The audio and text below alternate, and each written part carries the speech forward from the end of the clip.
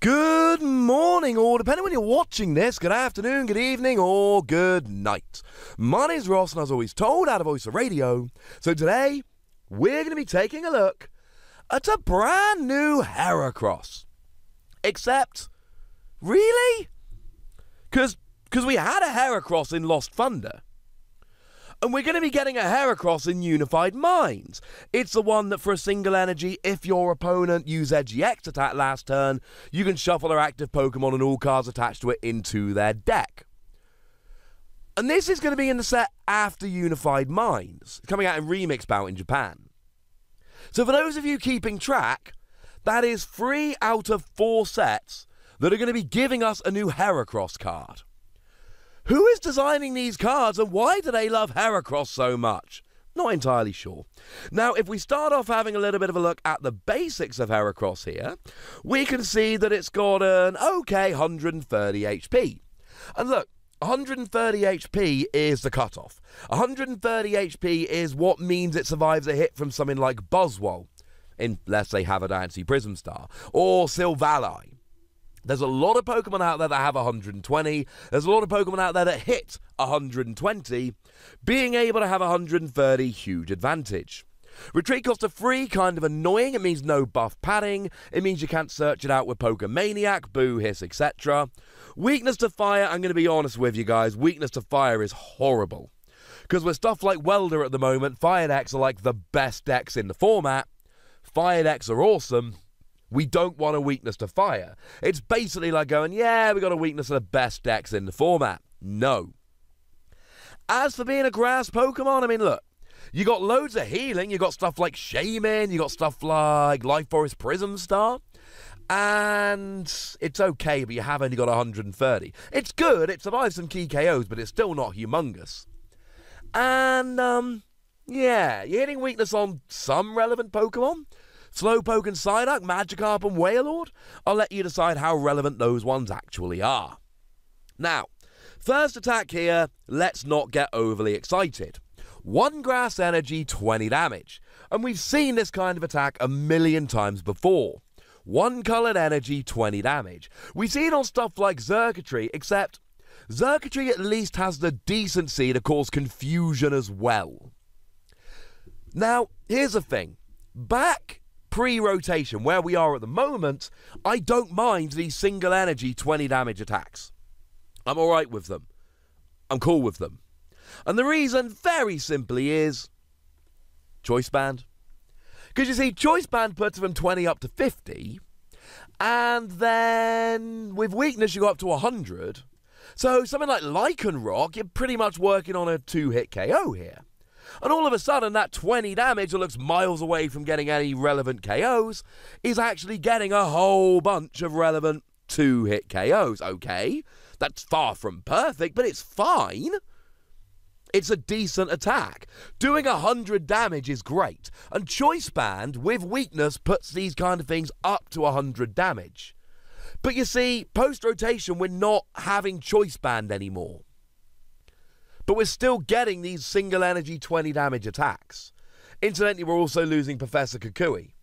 It's slightly less relevant, but still could come in and help.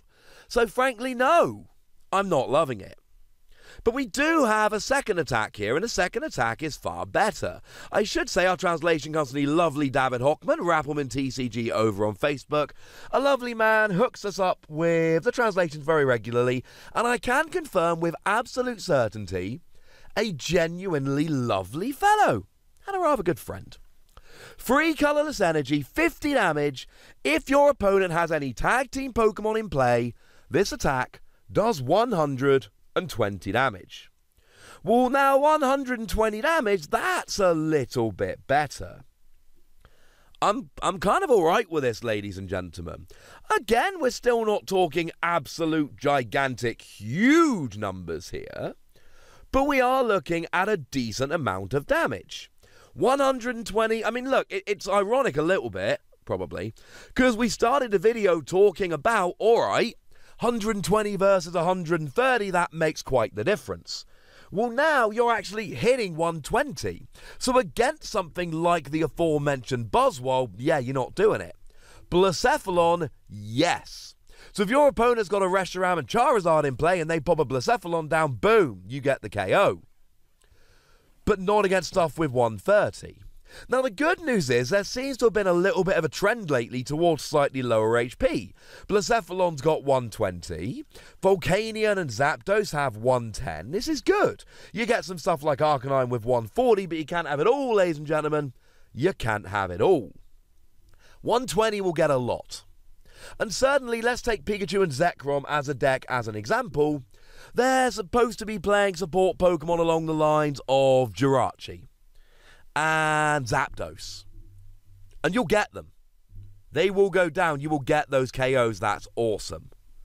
The problem is you're not getting everything. So again, go back to Reshiram and Charizard. They're probably going Volcanion there. And you will get a one-hit KO on Volcanion. You will not, however, get a one-hit KO on Arcanine, which a bunch of them are playing. Now, a lot of people are playing the Turtonator from Dragon Majesty. That's got 110. You will get them. Most of them are also playing Jirachi and Miltank. And you'll get these kind of Pokemon. My issue here very simply is that there are too many Pokemon you won't be KOing here. That does not mean you should give up hope, ladies and gentlemen. But it does mean that it's basically an attack which takes advantage of Tag Team GXs, which can get most of their support Pokemon, but won't always get their backup attackers, and that makes me a little bit sad. The other thing we've got to talk about here is that against the relevant Tag Team GXs, i.e. the ones you're hitting for weakness, you're not doing what you need to do. So there's basically two Tag Team GXs that you're hitting for weakness which might be relevant here. Firstly, you got Magikarp and Wailord. Now, Magikarp and Wailord are sitting there with 150 damage. Now, when I say 150, they've got 300, but because of the weakness, you need to do 150. You're doing 120. That's not good. You're short. What is very annoying is that you are exactly 30 damage short. Hey, remember that Choice Band I told you about? That does an extra 30 damage? Yeah. That, ladies and gentlemen, that would be huge right now. Even Slowpoke and Psyduck, I mean, look, a lot has been made of the fact that Slowpoke and Psyduck actually has more HP than Pikachu and Zekrom. It does, and it's weird.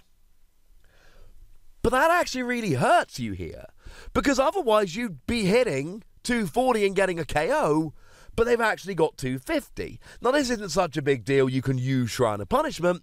Hopefully, it's not going to overlap with any turn where you want to use Life Forest Prism Star. So you can use that, get up to the 250, get the KO. That one's not so bad. So maybe it's a decent Slowpoke and Psyduck counter. But then we have to go back to the energy cost. The energy cost is a pain. Because you see, nowadays we're losing double colourless energy. But we're getting triple acceleration energy, which is better. Now, it only lasts for one turn, but it's free energy rather than two. But it can only be attached to an evolved Pokemon, and as you've probably noticed, Heracross, yeah, not an evolved Pokemon, ladies and gentlemen. So we're left with the usual ways of accelerating energy. You can use Malamar, you can use Welder, you can use Tapu Koko Prism Star. But you can't just whack an energy on and go. So we end up with Heracross filling this niche whereby it is a grass Pokemon that can be used for colourless energy in a deck with Malamar, Welder, things like that, but it doesn't necessarily hit that many numbers. It doesn't one-hit KO the weak Tag Team GXs, at least not without Shrine of Punishment. And it gets some relevant Pokemon, but not enough, I would say. And we're in this awkward middle ground of how can you be this expensive and not hit the numbers? What I want to say about Heracross is, look, if you want a grass Pokemon in a Malamar deck where you can accelerate energy, go for it. But I don't even know if I love it for that. I mean, it will fit that niche, but the problem is, even if you really need a grass Pokemon in Malamar decks, and even though you can accelerate all the energy, what if your opponent doesn't play a Tag Team Pokemon? Then you're hitting 50 for free energy, and even with weakness that's only 100, and something like Giratina does 130, now you're just not even close. So even though this is one of the first spoilers we've seen from Remix Bout, and the first spoilers seem to generally be among the best, I'm giving this between 2 and 3 Wassies. We don't give half Wassies, that would be barbaric. I see the point of this, I see the niche that it might occupy, but frankly, ladies and gentlemen, I'm not terribly impressed. But I would like to know how impressed you are, so please do let me know in the comment section. Go nuts, be nice. And then make sure you like this video, subscribe to this channel, follow me on Twitter at The Wassie, and Twitch for some live action at twitch.tv/PTCG Radio. If you want to support the channel, get some bonus podcasts and all that, head on over to patreon.com/PTCG Radio, where you can do exactly that. But please do make sure you're checking out youtube.com/WassiePlays, where we talk about a whole heap of games that don't even have Pokemon in. But by far the most important thing, as always, look after yourselves till next time. Thank you very much for watching. My name's Ross, and you've been watching PTCG Radio.